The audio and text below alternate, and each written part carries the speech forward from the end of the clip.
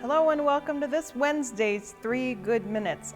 I'm talking about entitlement today. Before the holiday season, I'd been taking you on a journey through C.S. Lewis's Screwtape Letters and mining each letter for its deepest spiritual meaning.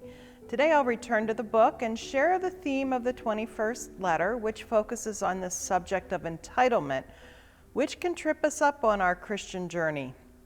The bottom line for C.S. Lewis is that we live under the illusion that all we have, indeed our time, is our own, and that we are entitled to it.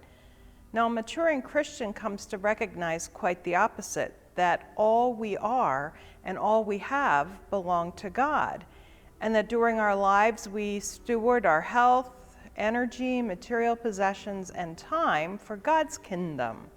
In other words, rather than starting each day thinking we are the lawful possessors of the 24 hours before us, we must rather ask ourselves what we can do for God's kingdom in the 24 hours ahead of us. We even think that we own our own bodies, but we must realize that God enervates every cell and that our body and soul belongs to God. Jesus, during the days he walked this earth, demonstrated an awareness that he was not entitled to his time. I think back to the stories of Mark 5, verses 21 to 24, the time when Jesus was in the boat and a great crowd came and people asked for his time. A leader of the synagogue, Jairus, pleaded with him to come and heal his little daughter who was at the point of death. The text tells us simply that Jesus went with him.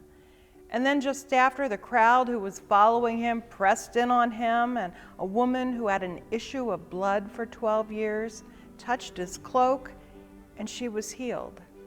The text tells us that Jesus was aware that the power had gone forth from him.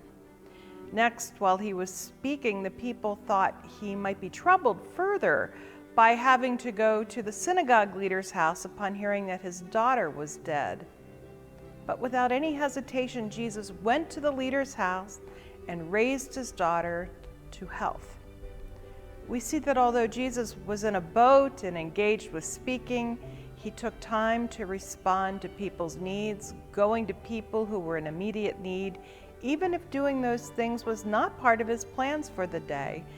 He simply went and even felt some of his own power leave him, and indeed was not troubled when one more thing was asked of him in a rapid succession of interruptions that day. I think our challenge is to reorient our natural tendency to be ego-centered and instead cultivate a God center in life as we mature along our journey of faith. We do not have the entitlement we think we do. All we are, all we have, our soul, our breath, our health, our energy, and all our time belong to the one who created us. Our question each morning must then become, what can I do for God's kingdom today? Let us therefore do all the good we can. Amen.